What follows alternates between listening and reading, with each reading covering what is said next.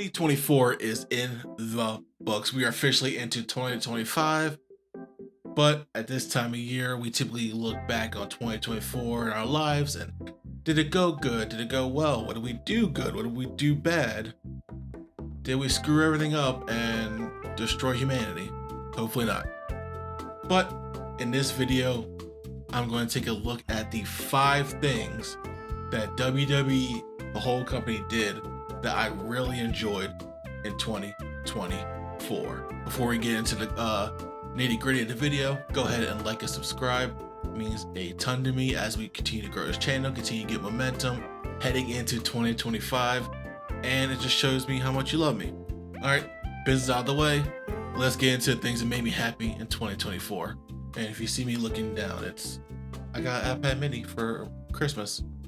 So, yay! Kicking things off with what I call NXTNA, and it was just TNA superstars coming over on NXT and NXT superstars coming over on TNA programming, which I thought was awesome. Because, you got people over to TNA like Carmen, I believe, was over there. Others who Tatum went over, who got exposure to a new audience over there in TNA that was loved to have NXT people over there. But specifically for this video, I'm talking about the TNA stars that came over to NXT. Some like Joe Hendry, Jordan Grace, Zach Wentz, the Rascals, Trey Miguel. Rosemary came over. I'm probably missing some. If I am, I apologize. But just the fact that we got that crossover in WWE and they were used greatly, because this 5 years ago, this really wouldn't have happened, or it would have been kind of just used as a punching bag for something else. But Jordan Grace got a title opportunity. Joe Hendry did. What's it called? Zachary Wentz, Rascals had a very, very personal feud with West League. They all used to be in a group together that had it was like a hardcore match or street fight, something like that. Got very big feud in the company, along with Rosemary got to be part of a Wendy Chu, Tatum Paxley feud. And it was just seeing how the TNA stars were used in NXT.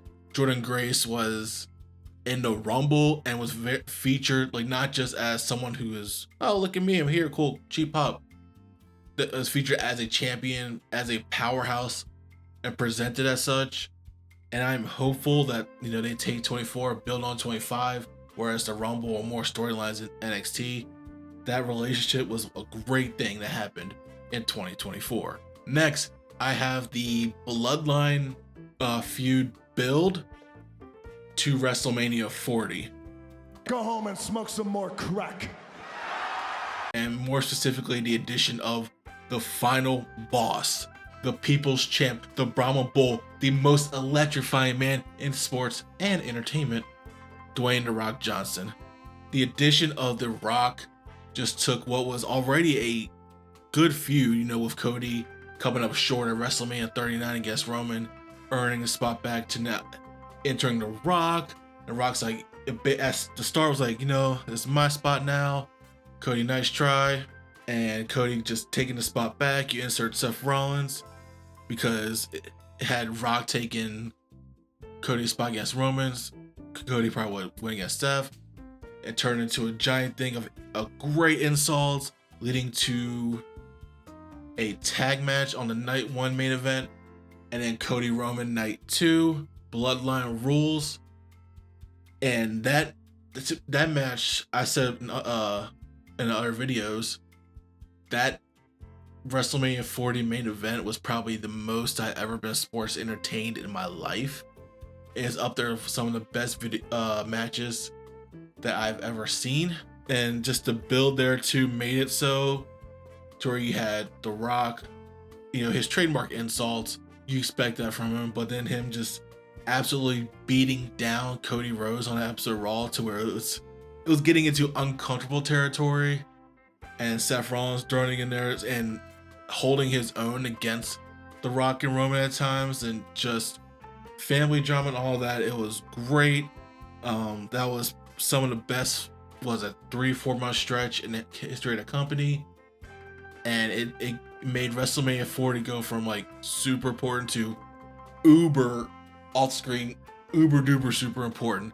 So that whole build with the bloodline was funny enough. My third thing I have that I loved past year was the PLE afterwards, Backlash France, and what was supposed to be like a B level PLE, if you know a PLE, premium live event, because they don't say pay per view anymore because you don't actually pay for the program, you just kind of pay wherever you are in the world that subscription, you watch it there.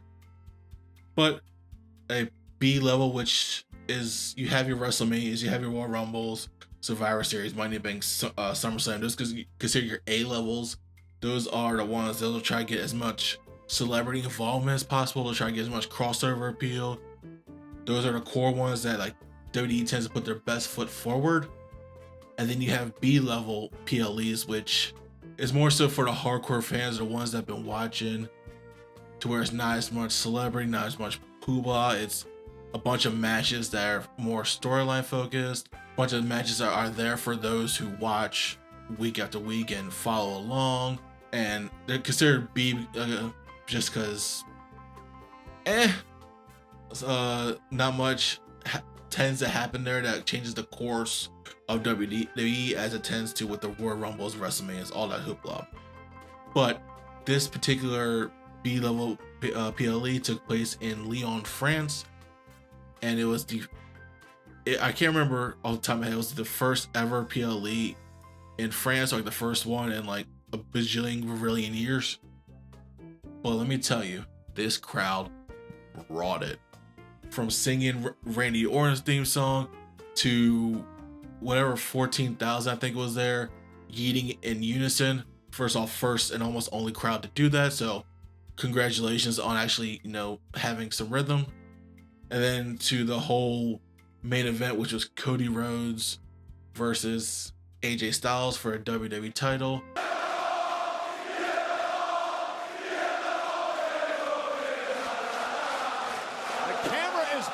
Them just telling in French, AJ's phenomenal, and AJ's considered the heel or bad guy in the feud, so you can't bad guys aren't going to hype up the crowd and stuff, so he had kind of just sit there and take it.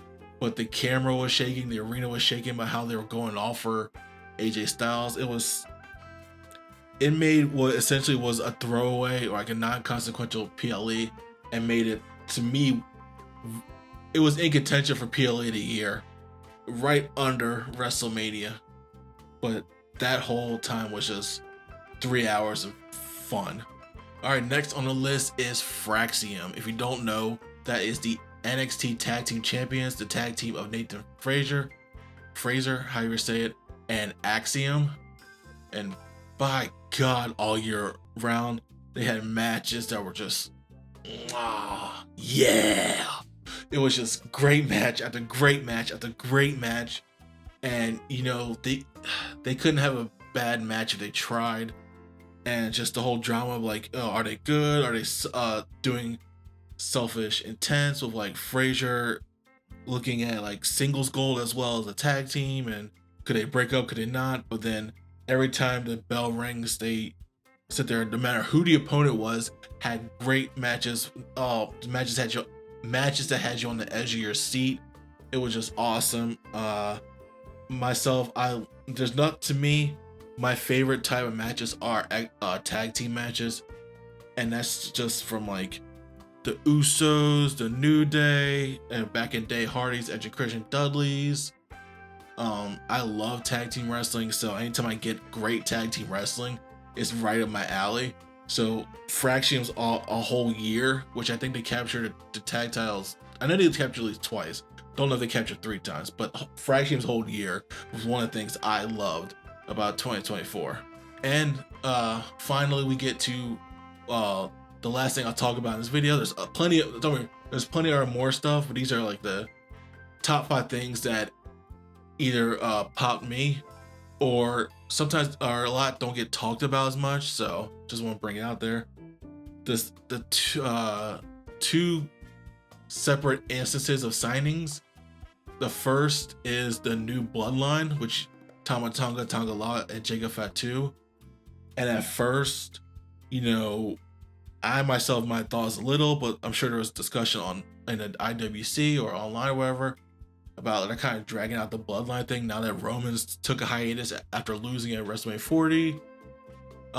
Or they go, but putting Solo Sikoa as a tribal chief, kicking out Jimmy, kicking out Paul, and Solo bring his own people in, turned out to be a fantastic move. Tonga Loa were huge in Japan. Jacob Fatu was making his way in American Indies, and they have added a new dimension to not only SmackDown WWE, just like ruthless, hard competitors that'll do whatever. Fatu, especially the Samoan Werewolf, will sit there and just beat the shit out of people and enjoy doing it and fight anyone and punch anyone. And oh man, it was just great TV, great matches, overall great product. So I love the new Bloodline signing. I love you, Solo!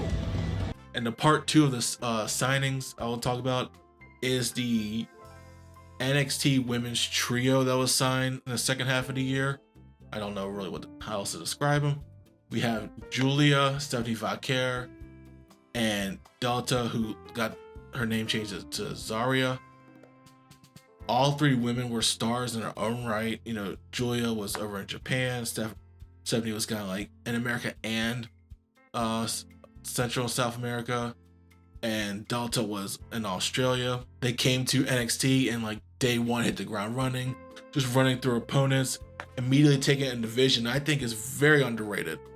I don't think people online, like content creators, give the division the credit it deserves from taking that division, going there to here. It was great matches so far, like Cora Jade, Roxanne Perez, Fatal Influence, like Kalani, the Sol Ruka. I'm missing others and I apologize. That women's Iron Survivor match was great. If you have Peacock, if you're in America, go check it out. If not, go check it out. It should be on Netflix now, I think, with the new deal. Watch NXT Deadline from 2024. Great. But yeah, that division is the best division, women's division in wrestling by a landslide. And it's looking to be even better in 2025 when we get some of these cross matches going, when they start fighting each other, when one of them takes the title. We are in for some awesomeness. Quick bonus 6 thing I liked, just Drew McIntyre. Just him, his year, his feuds, all that kind of stuff. Just Drew, keep doing your thing. Yeah, little bonus like in there. That's gonna do it for this video. Let me know, did you guys like those things as well? What else did you like in the year? Write in the comments below. Don't forget to like and subscribe to the video if you liked and or subscribe to the ideas in it. On all socials, I'm at It's Heartfelt. Right now it's just Heartfelt. I'll catch you guys in the next video, which if you look over somewhere on the screen, it's the 5 things I didn't like in WWE in 2024, because can't have the good without the bad. But yeah, watch that. Catch you guys next time. Peace.